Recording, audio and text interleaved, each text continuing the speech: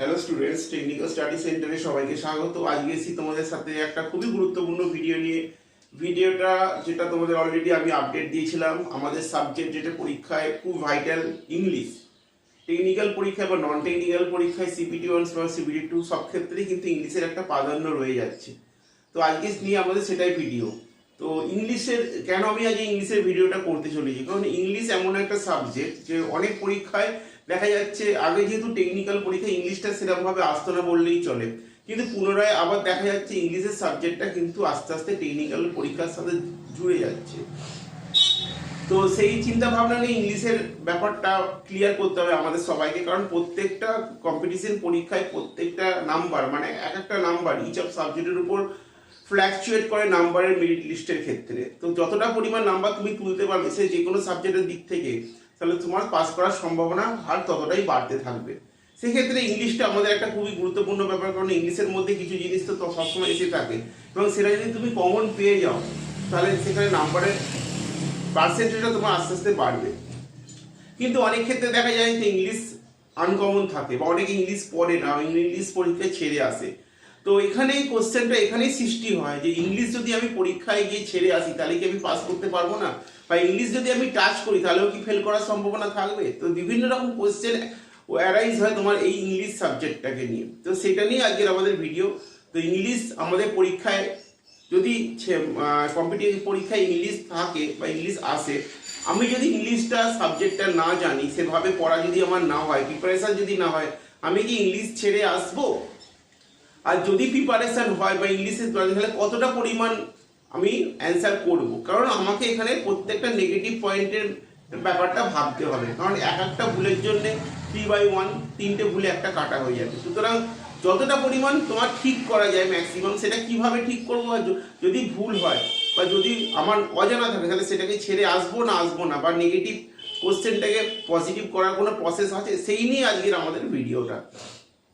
ওকে, তাহলে আমি চলে আসছি। প্রথমে আমাদের আগে দেখে নিয়ে যাক আমাদের ইংলিশ যে চ্যাপ্টারটা আছে, সাবজেক্টটা টেকনিক্যালে।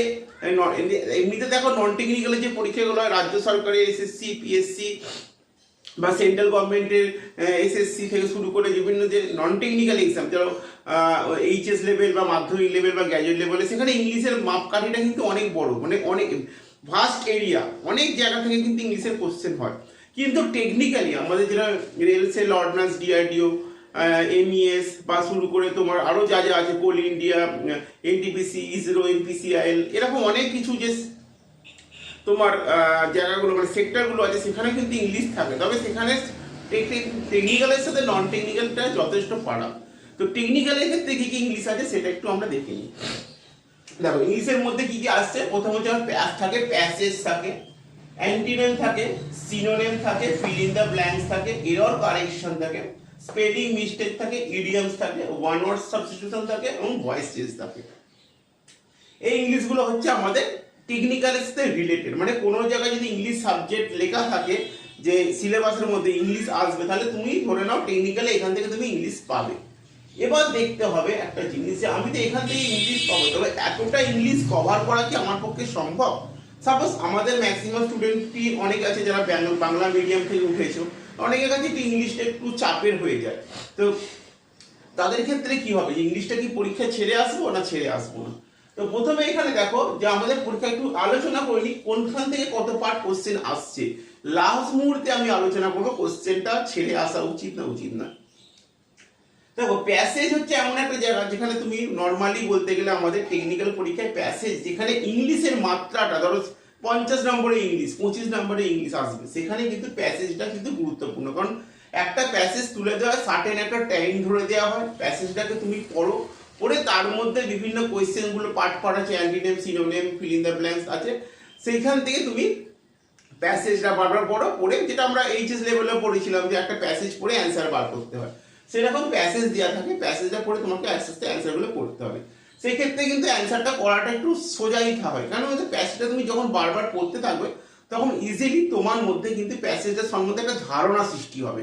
সেই ধারণা থেকে তোমাকে অ্যান্সারটা করতে হবে, কোশ্চেন দেওয়া আছে অ্যান্সারটা করতে হবে। তবে কি ধারণাটা সৃষ্টি করতে হলে তোমাকে ইংলিশের একটু মানে তোমায় জানতে হবে, ঠিক আছে? কারণ উইদাউট তুমি যদি তোমার কনসেপ্ট না থাকে তাহলে তুমি কিন্তু প্যাসেজ বারবার পড়লেও সেই ক্লিয়ারেন্সটা তোমার মাথায় আসবে না। নেক্সট অ্যান্টিনেমস। অ্যান্টিনেম মানে হচ্ছে তোমার সমার্থক শব্দ, সরি বিপরীতের শব্দ। এবার বিপরীতের শব্দ অ্যান্টিনেমস, বিপরীতের শব্দ মানে তোমার যে কোনো টেকনিক্যাল পরীক্ষা মিনিমাম 3টে থাকবেই, 3টে মিনিমাম থাকবে। অ্যান্টিনেম এবং সিনোনিম, সমার্থক শব্দ এবং বিপরীতের শব্দ, তোমার 3টে 6টা আসবেই। এটা কিন্তু ধরবা 3টের কম 2টো পরীক্ষা আসেই না, 3টে মিনিমাম, ম্যাক্সিমাম হলে 4টে বা কোনো সময় 2টো থাকে। তবে এই অ্যান্টিনেম সিনোনিম করাটা কিন্তু খুব সোজা যদি তুমি ইংলিশের মানেটা বোঝো।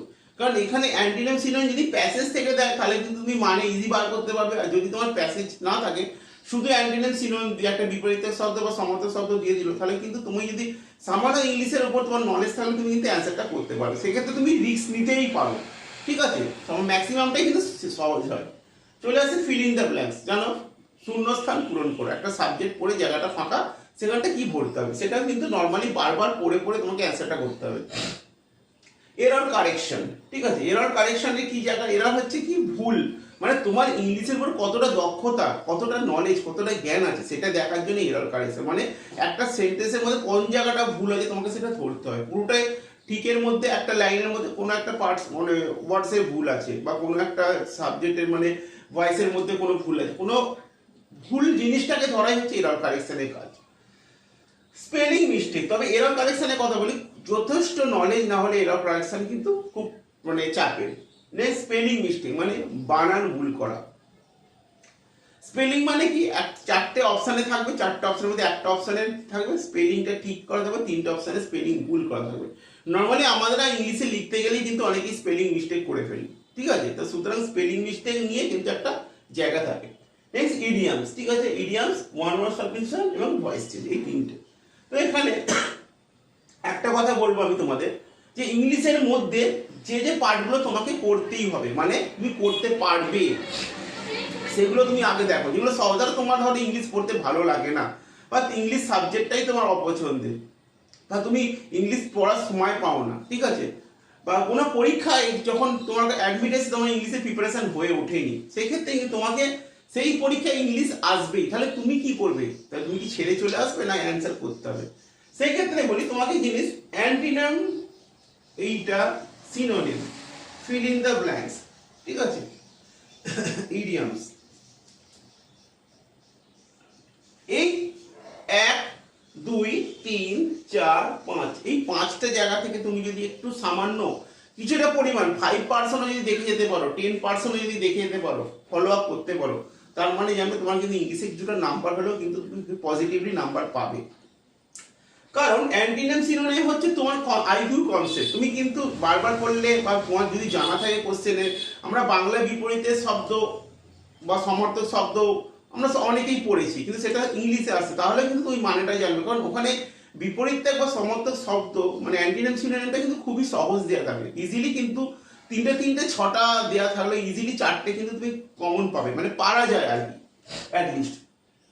Feel in the blanks, fill in the ব্ল্যাঙ্কসটা হচ্ছে কি তোমার শূন্যস্থান পূরণ করো। নর্মালি তুমি শূন্যস্থান পূরণ করা বাড়িতে একটু সামান্য প্র্যাকটিস করলে কিন্তু শূন্যস্থান পূরণটা করতে পারবে, সেক্ষেত্রে তোমার কোনো চাপ নেই, ভুল হওয়ার সম্ভাবনা থাকে না। নেক্সট চলে আসো ইডিয়ামস। ইডিয়ামস কি হয়, তোমার একটু পড়তে হয়। ইডিয়ামসটা হচ্ছে কোনো এরকম নয় যে তুমি কোনো আইকিউ কনসেপ্ট বা তোমার মাথার মধ্যে ইংলিশের যে যথেষ্ট সম্ভার তুমি জিনিসটা তৈরি করতে করছো সেরকম কোনো ব্যাপার নেই। ইংলিশে ইডিয়ামস তোমায় পড়ে করতে, মানে একটু তোমাকে ইডিয়ামসের একটা লিস্ট আছে, এই লিস্ট দেখে তোমাকে তৈরি হতে হবে। সাপোজ ইডিয়ামস যে কোশ্চেনগুলো পরীক্ষা হবে সেখান থেকে তোমার কমন থাকবে। ওয়ান ওয়ার্ড সাবস্টিটিউশনের ক্ষেত্রে সেম, ঠিক আছে, কিন্তু আমি এইখানে তাহলে ইংলিশে যদি আমি পাস করতে চাই, মানে ধরে নাম্বার তুলতে চাই, তাহলে কিন্তু আমি এই পার্টগুলো যেগুলো রাইট চিহ্ন মেরেছি দেখো, এগুলো কিন্তু আমি দেখবো, বাদ দেবো কোনগুলোকে, ধরো তো প্যাসেজটা আমি বাদ দিলাম, প্যাসেজ তো সবসময় টেকনিক্যাল পরীক্ষায় আসে না, তো প্যাসেজটা আমি বাদ দিয়ে ধরছি। দেখো এরর কারেকশনে ক্রস দিচ্ছি, কারণ কি, কারণ এরর কারেকশন হচ্ছে যথেষ্ট নলেজ দরকার। তুমি সামান্য পরিমাণ নলেজ নিয়ে রিস্ক নিয়ে কিন্তু fill in the blanks, synonym, antonyms, one word substitution বা ইডিয়ামস করতে পারে, কিন্তু সামান্য পরিমাণ নলেজ নিয়ে এরর কারেকশন করতে পারো। যতই তুমি চেষ্টা করো এরর কারেকশন ভুল হবে, সুতরাং এরর কারেকশনের দিকে না গিয়ে তুমি সবসময় চেষ্টা করো সেটাকে অ্যাভয়েড করার। কেটে দিচ্ছি স্পেলিং মিস্টেক, কারণ হচ্ছে আমরা ম্যাক্সিমাম যারা আছি, যারা টেকনিক্যালি পরীক্ষা দিই, আমাদের কিন্তু স্পেলিং মানে ইংলিশের স্পেলিং এর সম্বন্ধে যথেষ্ট কিন্তু আমাদের জ্ঞান নেই, কারণ আমরা নর্মালি কিছু কিছু স্পেলিং যেগুলো সবসময় ভুল হয়, কারণ এখানে পরীক্ষায় আমরা নর্মালি যেগুলো বলে থাকি বা যেগুলো লিখি সেই স্পেলিং কিন্তু পরীক্ষায় থাকে না। পরীক্ষায় থাকে খুব হার্ড হার্ড স্পেলিং, যেগুলো কিন্তু মানে বানান করাটাও একটা মানে উচ্চারণ করাটাও শক্ত হয়ে যায়, বানান করাটাও শক্ত হয়ে যায়, মানে প্রোনাউন্সিয়েশনটাই এমন যে হার্ড যে তুমি সেটা মানে লিখেও করতে গেলেও কিন্তু ভুল হওয়ার সম্ভাবনা থাকবে। সুতরাং স্পেলিংটাই কেটে দাও। কেটে দেওয়া হচ্ছে ভয়েস চেঞ্জ, কারণ হচ্ছে ভয়েস চেঞ্জ বা ন্যারেশন চেঞ্জ এগুলো কিন্তু তোমাকে যথেষ্ট পরিমাণে পড়তে হবে, নইলে তুমি অ্যান্সার করতে পারবে না। তাহলে voice change, error correction, spelling, ঠিক আছে, আর প্যাসেজ বাদ দিয়ে বাকিগুলো তুমি পরীক্ষায় করার চেষ্টা করো, তাহলে দেখবে তোমার ক্ষেত্রে কিন্তু এইগুলো থেকে তুমি কমনও পাবে আর তোমার নেগেটিভ নাম্বার আসবে না। এবার চলে আসছি যে সাপোজ ধরো আমার ইংলিশ পড়া নেই, তাহলে আমি কি করব? তো আমি কি এগুলো ছেড়ে আসবো? বা ইংলিশ যদি আমি ছেড়ে আসি, মানে আমার যদি আননোন হয়, তাহলে সেখানে কি আমি রিস্ক নিয়ে অ্যান্সার করব? আমাদের বিচার্য বিষয় এইটা। এবার আমি একটা কথা বলি, দেখো তুমি কোনো পরীক্ষায় টেকনিক্যাল পরীক্ষায় বসেছো, পরীক্ষা বসতে গিয়ে সেখানে গিয়ে দেখেছো তোমার 60% নাম্বার বা 70% নাম্বার নর্মালি উঠে গেছে উইদাউট ইংলিশ ছাড়া। এখনো ইংলিশের জন্য ধরো তোমার হাতে 10 থেকে বা 20টা 15 নাম্বার ইংলিশ আছে। তোমার যখন 60% মানে 50%-এর উপর প্লাসে যাবে, 60, 65, 67 এরকম করে নাম্বার যখন বাড়তে থাকবে, তুমি যখন একদম কনফিডেন্ট যে আমার 60% বা 65% নাম্বার আমি পেয়ে গেছি উইদাউট ইংলিশ ছাড়া, আমার কাট অফ মার্কস আমার ইংলিশের জায়গাটাকে ছেড়ে উঠে গেছে, তাহলে কিন্তু তোমার যদি ইংলিশ আনকমন থাকে তাহলে তুমি ইংলিশ ছেড়ে আসবে। কারণ ম্যাক্সিমাম টেকনিক্যাল পরীক্ষায় ইংলিশ ছেড়ে এসে পাস করা যায়, কিন্তু ইংলিশ টাচ করলে ফেল করার সম্ভাবনা থাকে। কারণটা কি? কারণ হচ্ছে দেখো ইংলিশটা আমাদের যথেষ্ট অ্যাভেলেবেল সাবজেক্ট নয়, তাই না? আর অনেকেই আমরা কি করি শুধু পরীক্ষার সময়তেই পড়ি, কিন্তু সারা বছর চর্চা করি না। তারপরে অ্যাজ এ রেজাল্টটা কি হয়, যখন আমরা ইংলিশ পড়ি, যখন কম্পিটিশনের পরীক্ষায় বসে হট করে ইংলিশ সামনে এলে আমরা ভীতি প্রকাশ করি, ভয় লেগে যায় কি করে সাবজেক্টটা পড়বো। তাহলে কি হচ্ছে, সেক্ষেত্রে আমার ইংলিশ ছেড়ে আসাটাই বেটার। কারণ তোমার যখন 65% নাম্বার বা 70% নাম্বার তুমি দেখছো উইদাউট ইংলিশ ছাড়াই উঠে গেছে কাট অফে, তাহলে তুমি যখন মেরিটের মধ্যেই চলে এসছো তখন তুমি ইংলিশে ছেড়ে আসো। কারণ তুমি 10টা বা 15টা ইংলিশ যদি টাচ করো হলে একটা কি দুটো ঠিক হবে, বাকিটা ভুল হবে। তাহলে যদি 10টার মধ্যে ধরো তুমি একটা ঠিক করলে, তুমি 9টা হচ্ছে তাহলে ভুল করলে, তাহলে 9টার জন্য তোমার 3 কেটে যাচ্ছে। তাহলে ওদিকে 9 কাটছে, এদিকে প্লাস 3, 9 আর 3 কত? 10, 11, 12, ঠিক আছে। তাহলে 12টা নাম্বার কেটে গেল। তাহলে 12টা নাম্বার কি হলো, তোমার 65% বা 70% তুমি যে নাম্বারটা তুলেছিলে কাট অফ থেকে 12 মাইনাস হলো, তাহলে কি হলো, তো আরো 12 কমে গেল, তুমি অনেকটা পিছন দিকে। কিন্তু তুমি ইংলিশটা ছেড়ে আসতে, তাহলে কিন্তু নাম্বারটাই ফিক্স থাকবে। সেক্ষেত্রে এটা হচ্ছে আমার, যদি আমি ইংলিশ না জানি তাহলে আমি আসবো। আর এরকম কারণ যে তুমি ধরো 60% বা 70% এর নাম্বার পেয়ে আর একটু নাম্বার উঠাতে চাও, বা এরকম কনফিডেন্ট থাকে, বা তোমার এরকম মনে হচ্ছে যে আমার 60% নাম্বার পেয়েছি, আরো যদি 5% যদি তুলি হয়তো আমি মেরিট লিস্টে আসবো, যদি তোমার এরকম ধারণা হয়, কিন্তু তোমাকে এই রিস্কগুলো নিতে হবে। সেখানে সিনোনিম, অ্যান্টিনিম, ইডিয়ামস এবং ওয়ান ওয়ার্ড সাবস্টিটিউশন, এই রিস্কগুলো নিতে হবে। এই রিস্কগুলো তুমি যদি নাও, তাহলে কি রিস্ক নিতে হলে কি হবে, তোমাকে একটু আগে থেকে প্রিপারেশনটা নিতে হবে। যখন পরীক্ষায় তোমার সাবজেক্টে তুমি যখন ফর্ম ফিল আপ করবে, সেখানে যখন সাবজেক্ট সিলেবাসের মধ্যে দেখবে ইংলিশ আছে, তখন থেকে তুমি এইগুলো পড়া শুরু করে দাও। কিছু নয়, এরকম কোনো চাপ নিয়ে পড়ার কোনো দরকার নেই। নর্মালি ইংলিশের বই থেকে অ্যান্টিনিম, সিনোনিম প্রতিদিন, ইডিয়ামস, ভয়েসেস প্রতিদিন 20টা করে তুমি রিভিশন মারতে শুরু করো। আপ টু ডেট দেখো মিনিমাম পরীক্ষায় 1.5 মাস 2 মাস তুমি হাতে পাবে। 1.5 মাস 2 মাস যদি এই 4-5টা জায়গা যদি তুমি কভার করতে পারো, দেখবে সেখান থেকে তোমার 10টা ইংলিশ এলেও কিন্তু তুমি 5টা থেকে 6টা 100% কমন পাবে। মানে কমন যদি না পাও, মানে তোমার কনসেপ্টটা ক্লিয়ার হয়ে গেলে তুমি 5-6টা ঠিক করবে। তুমি 10টার মধ্যে 6টা ঠিক করলে মানে ধরো তুমি 65 পাচ্ছ, এখানে ধরো আরো 6 পেয়ে গেলে বা 5 পেয়ে গেলে 70-71 উঠে গেল। আর বাকিগুলো যেটা পারলে না সেটা ছেড়ে দিলে, তাহলে তোমার সেখানে নাম্বার কেটে যাওয়ার বা নেগেটিভ পয়েন্টের কোনো সম্ভাবনা রইল না।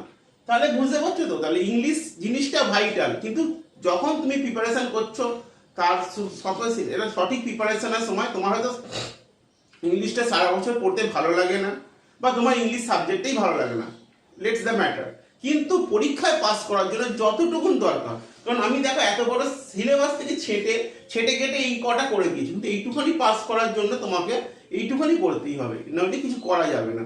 তো সুতরাং যদি অ্যান্টিনিম সিনোনিম ইডিয়ামস বা ওয়ান ওয়ার্ড সাবস্টিটিউশনটা করো, তুমি সাধারণত ইংলিশের ক্ষেত্রে 5-7 নাম্বার তুমি any technical exam, rail, SAIL, ordnance, DRD, যে কোনো এক্সামে সিলেবাসের মধ্যে থাকলে তুমি 5-6 পাবেই পাবে।